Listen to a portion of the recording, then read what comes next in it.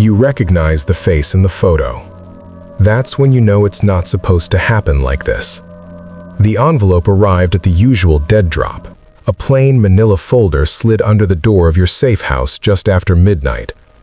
Inside, a single photograph, a name, a time window, and the standard payment details wired to an offshore account. You've done this dozens of times. Open the folder, study the face, plan the exit.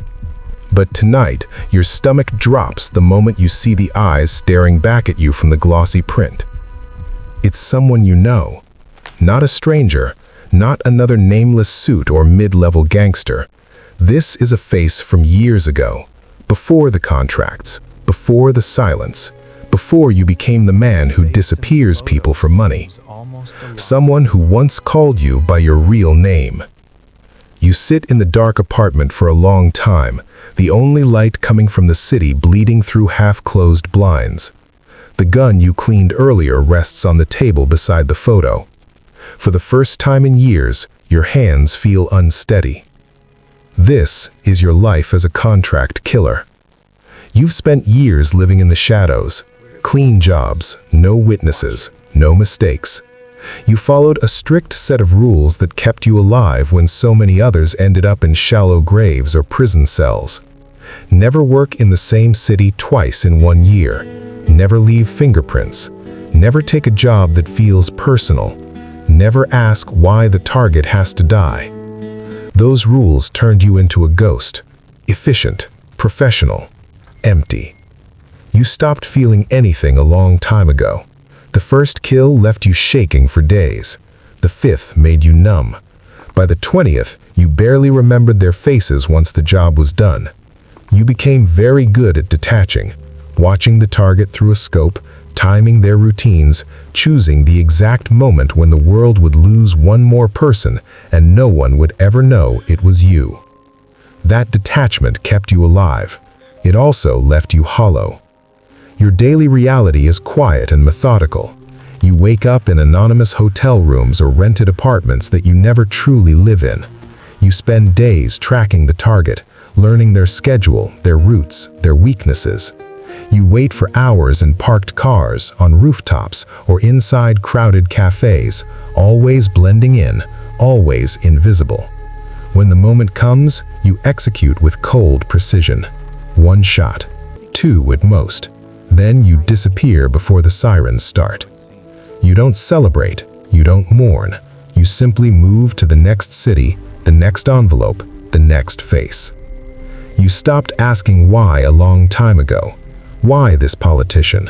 Why that businessman?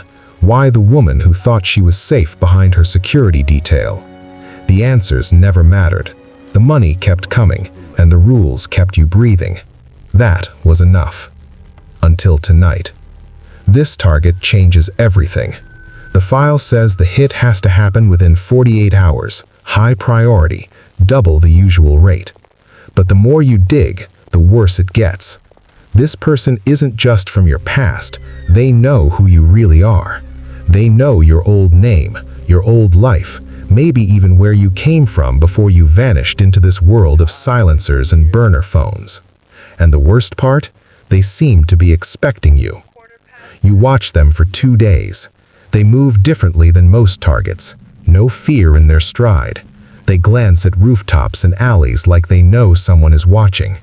Once, while sitting at an outdoor cafe, they look straight toward your hiding spot for several long seconds. Not scanning, not nervous, almost waiting. Your handler's messages are short and cold. No delays, no excuses. On the 3rd night, you set up on a rooftop across from their apartment building. The rifle is perfectly balanced on its bipod. The suppressor is fitted. The scope brings their window into razor-sharp focus. You've done this exact setup more times than you can count. Breathe in, breathe out. Wait for the clean shot. But when they step into view, everything freezes. They walk to the window and stand there under the soft lamplight, looking out into the night. Then, they do something no target has ever done before. They look straight at you, not toward the building, not in your general direction, straight at your position, like they've known exactly where you would be all along. Their expression isn't fear, it's recognition, maybe even sadness. Your finger rests on the trigger, steady as stone out of habit, but your mind is screaming. Then, your phone vibrates on the concrete beside you. A single message from the encrypted number you only use for this job. Finish it, or you're next. The words hit harder than any bullet. They know you're hesitating. They've been watching you watch the target. The organization doesn't tolerate second thoughts. In this world, doubt is a death sentence. You line up the shot again. The crosshairs settle perfectly on their chest. One gentle squeeze, and it's over. You can disappear again, take the money, move to another country, keep living this half-life you've built. But you don't pull the trigger. For the first time in years, you lower the weapon. The decision feels both freeing and suicidal. You start packing up in silence, hands moving on autopilot, while your brain races through escape routes, new identities, places where even the cartel's reach might not find you. You tell yourself you can still walk away, that this one act of mercy might be the way out you've secretly wanted for years. Then you hear it. Somewhere behind you on the same rooftop, a safety clicks off. The soft metallic sound cuts through the night like a whisper of death. You freeze, the rifle still in your hands, but useless now. Footsteps, slow, deliberate, approach from the shadows near the access door. You don't turn around. You don't need to. You already know what it means. The hunter just became the hunted. In the distance, the target is still standing at their window, watching. Maybe they knew this would happen. Maybe they tried to warn you without words. Your heart pounds against your ribs.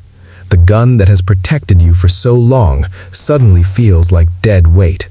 You think about all the rules you followed so carefully, all the lives you ended without asking questions, all the nights you told yourself this was just a job.